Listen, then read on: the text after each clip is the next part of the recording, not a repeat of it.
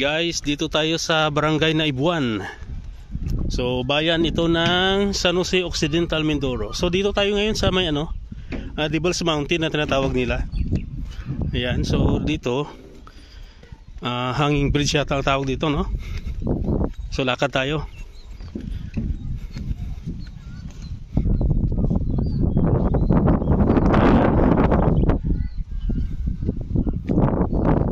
So bali yung pinaka front niya kanina nandun eh. Ito ay parang pinakadulo na ito ng Devil's Mountain.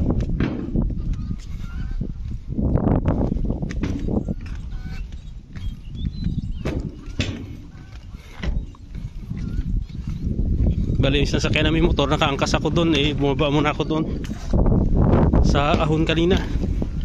Sumasayad yung motor.